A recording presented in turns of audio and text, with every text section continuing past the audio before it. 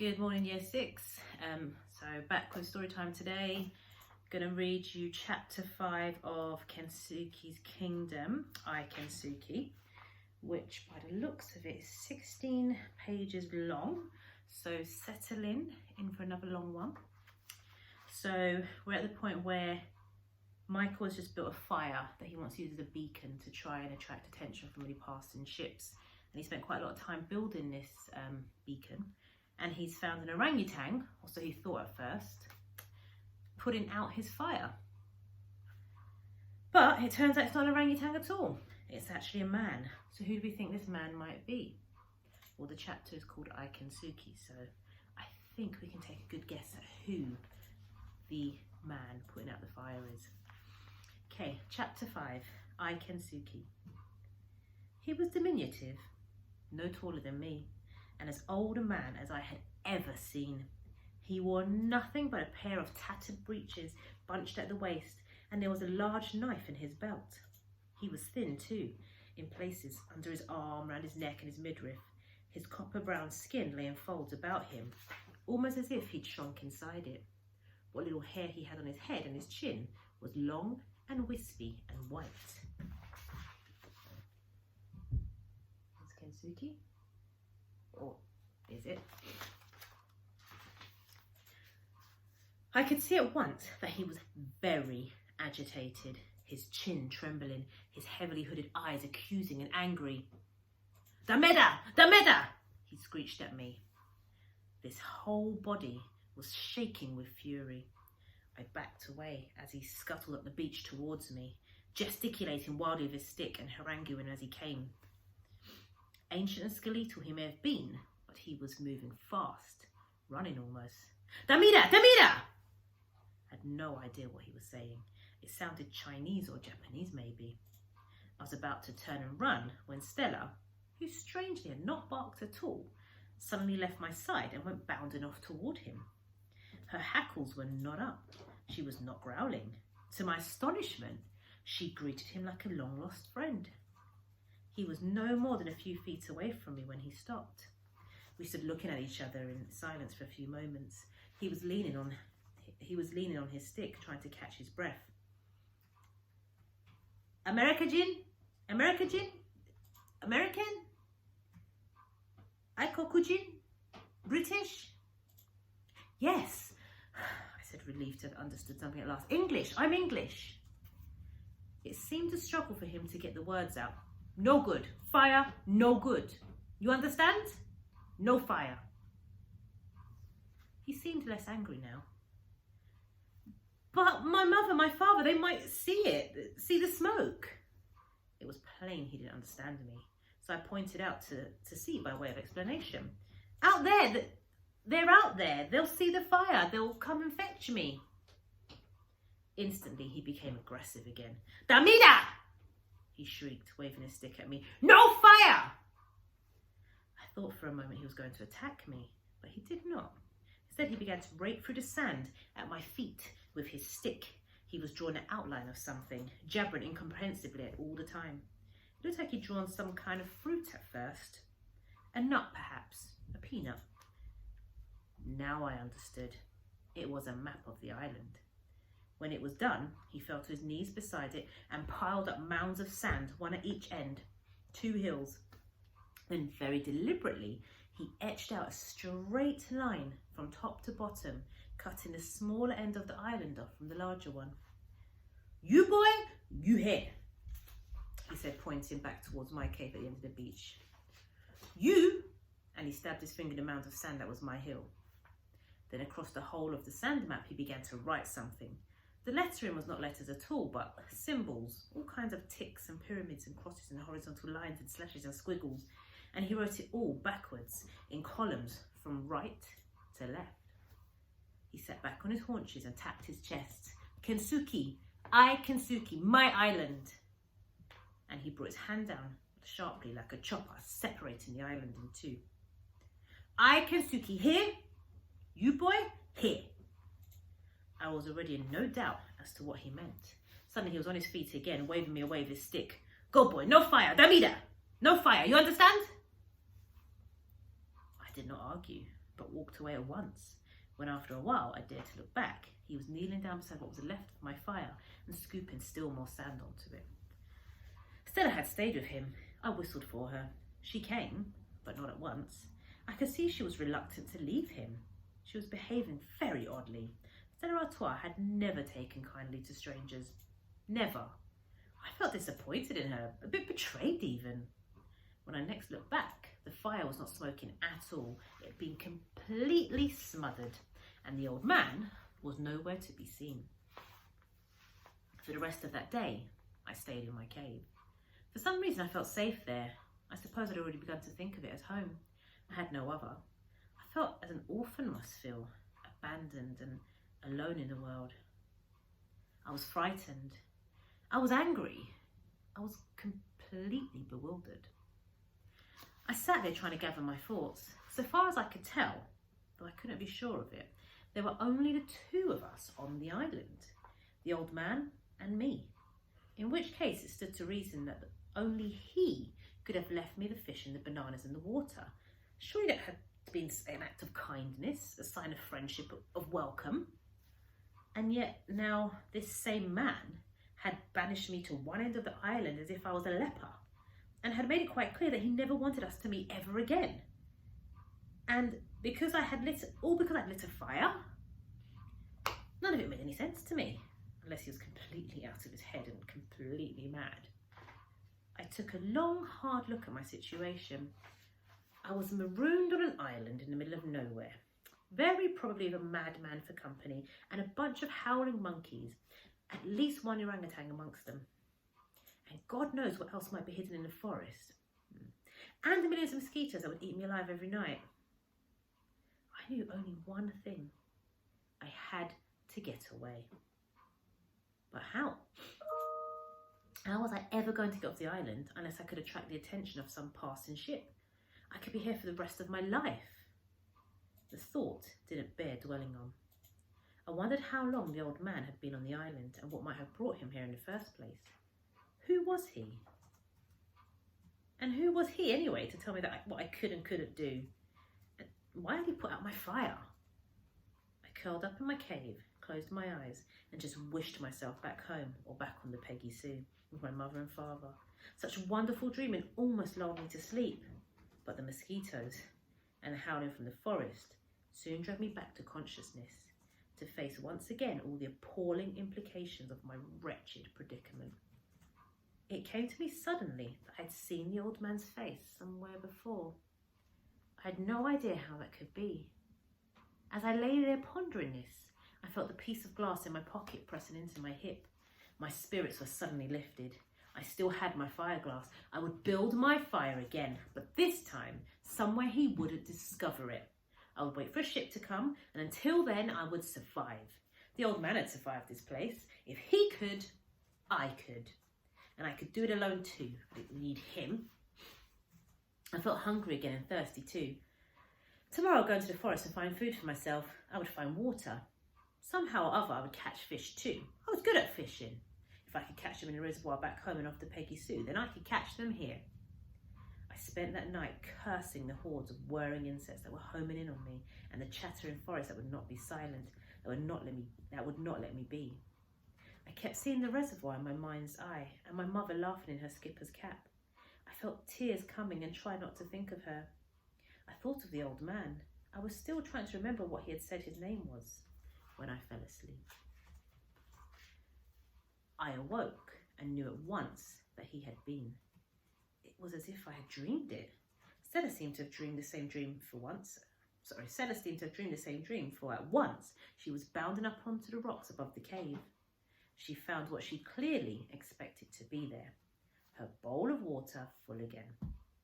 And there too, high on the shelf of rock beyond her, was the same upturned tin, my water bowl beside it, just as it had been the morning before.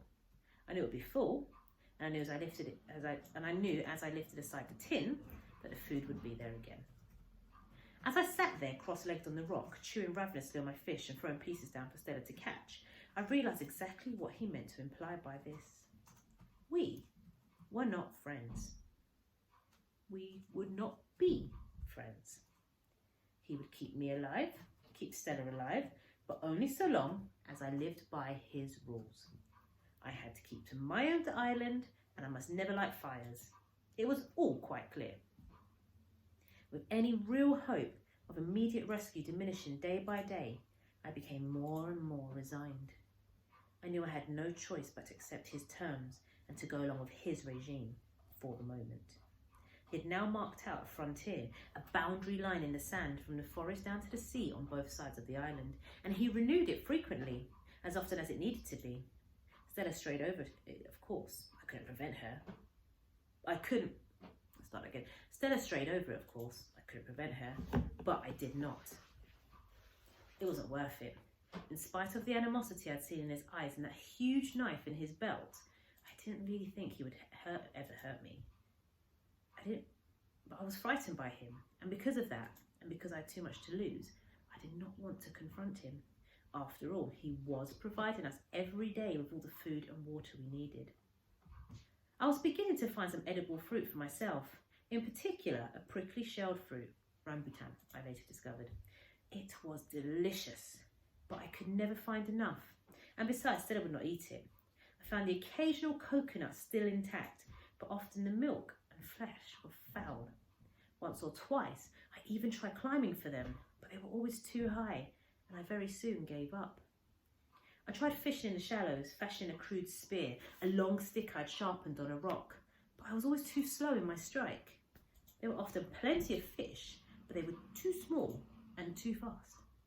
So, like it or not, we still very much needed the daily ration of fish and fruit and water the old man was bringing us. I had searched my end of the island for fresh water, but could find none. I often thought of trespassing into the old man's part of the forest to look for it, but I dared not. For the most part, I kept close to the forest tracks. It wasn't only the old man's laws, nor the howling of the monkeys, which I came to understand as a warning, that prevented me from venturing into his side of the island. It was the orangutan too. It seemed placid enough, but I had no idea how he or his friends might react if they found me in their territory.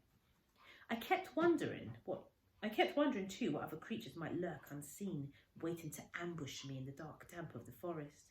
If the constant jungle talk was anything to go by, the place was crawling with all sorts of dreadful creatures.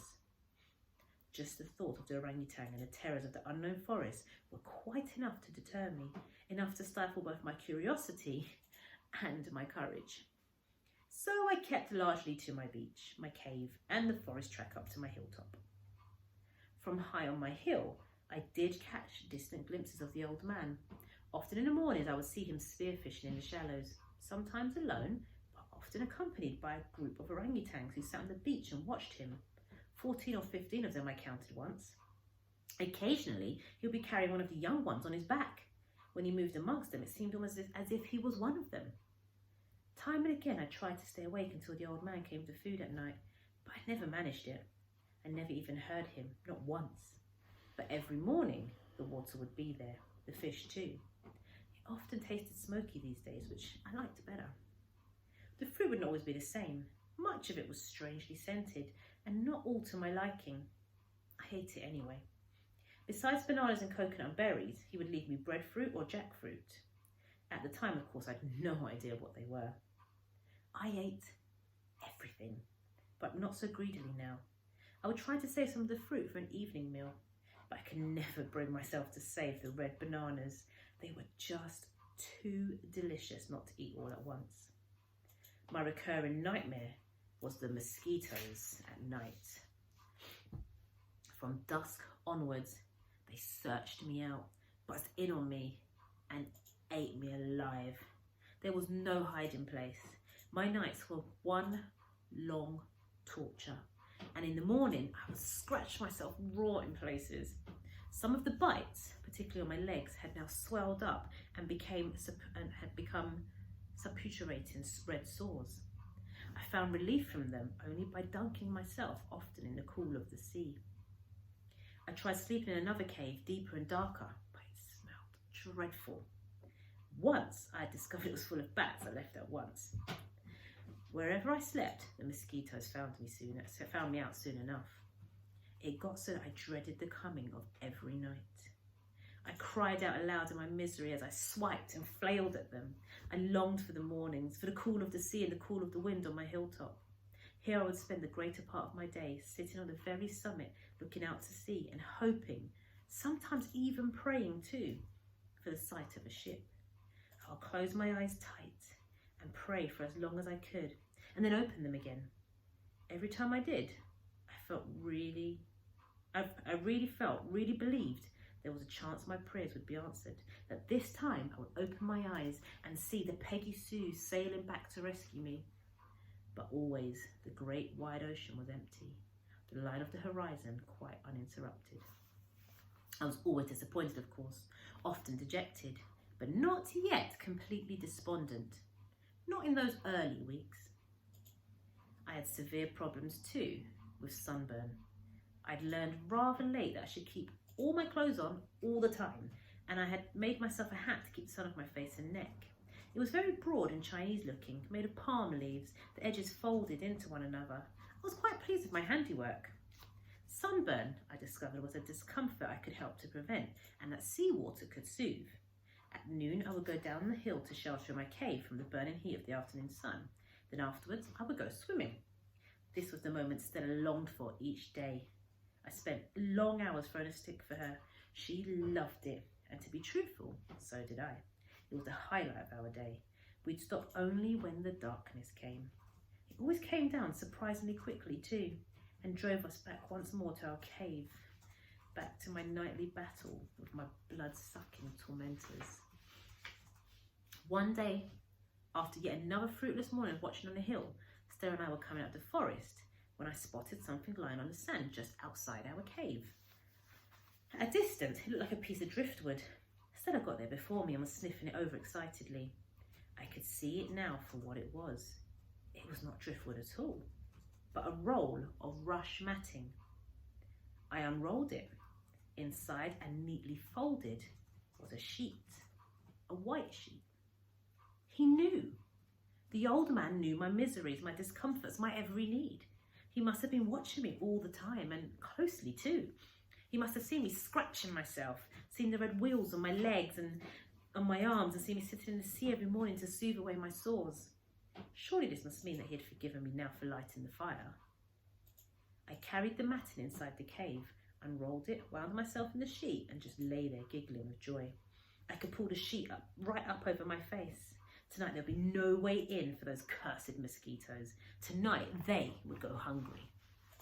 I went racing along the beach to the boundary line where I stopped, cupped my hands to my mouth and shouted, "Thank you! Thank you for my bed! Thank you! Thank you!" I didn't really expect an answer, and none came. I hoped he might come himself, but he didn't. So I wrote my thanks in the sand right by the boundary line and signed it. I wanted so much to see him again, to talk to him, to hear a human voice. Sir Artois had been a wonderful companion to me, good for confiding in, good for a cuddle, good for a game, but I so missed human company. My mother, my father, lost to me now perhaps forever. I longed to see the old man, to speak to him, even if he was a bit mad, even if I couldn't understand much of what he was saying. That night, I was determined to stay awake for him, but comfortable on my new matting bed, protected and swaddled in my sheet, I went to sleep quickly and never woke once. The next morning, after a breakfast of fish and jackfruit and coconut, Stella and I made our way back up to the top of the hill, or Watch Hill as I now called it. The other one I'd named His Hill. I was repairing my Chinese hat, replacing some of the palm leaves. It never seemed to hold together for very long, when I looked up and saw a ship on the horizon. There was no mistake. It was the long, bulky profile of a super tanker. And there's the image that goes with that bit of text. Okay, so chapter 5 is finished. Look on the home learning page on the website for the activity linked to chapter 5, and I will see you tomorrow with chapter 6. Okay, bye, year 6.